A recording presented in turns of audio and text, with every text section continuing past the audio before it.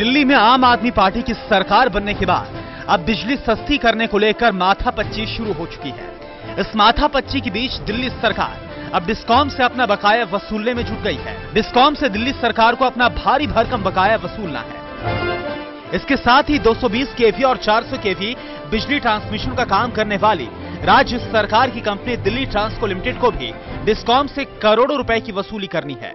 दिल्ली में 3 निजी कंपनियां बीआरपीएल यानी बीएसईएस राजधानी पावर लिमिटेड, बीवाईपीएल यानी बीएसईएस यमुना पावर लिमिटेड और टीपीडीडीएल यानी Tata power Delhi distribution limited बिजली आपूर्ति करती है।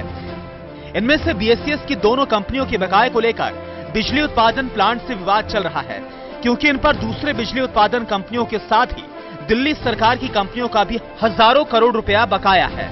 बिजली उत्पादन करने वाली राज्य सरकार की कंपनी यानी Indraprastha power generation company limited और पीपीसीएल यानी प्रगति पावर कॉर्पोरेशन लिमिटेड का बीएसईएस की दोनों कंपनियों पर लगभग 4300 करोड़ रुपए बकाया है। ये बकाया साल 2009 से दिसंबर 2014 तक का है।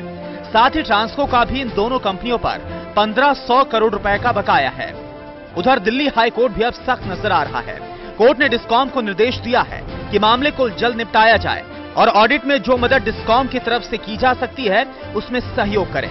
उधर डिस्कॉम ने एक बार फिर से साफ किया है कि वो प्राइवेट कंपनियां हैं और ऐसे में सीएजी के दायरे में नहीं आते हैं। दिल्ली सरकार का ये फैसला राजनीतिक चाल है। इस मामले में सरकार ने उनका पक्ष नहीं सुना और सीधे ये आदेश पारित किया जो कानूनी तौर पर सही नहीं है। बहरहाल मामला गरमा रहा है, टकराव हर तरफ से सामने आ रहा है। सरकार कंपनियों के ऑडिट पर अड़ी है और कंपनियां इसके लिए तैयार नहीं। जब तक ऑडिट नहीं होगा बिजली की दरें कम नहीं हो पाएंगी। ऐसे में तकनीकी लिहाज से कई पेच फंस रहे हैं। कंपनियां पहले बकाया चुकाएंगी या बिजली सस्ती करने का सरकारी वादा पूरा करने में मदद करेंगी, ये कहना मुश्किल है। लेकिन इन सब के बीच दिल्ली की जनता का क्या होगा, ये सवाल बरकरार है। टोटल न्यूज के लिए बैद्यनाथ झा की रिपोर्ट।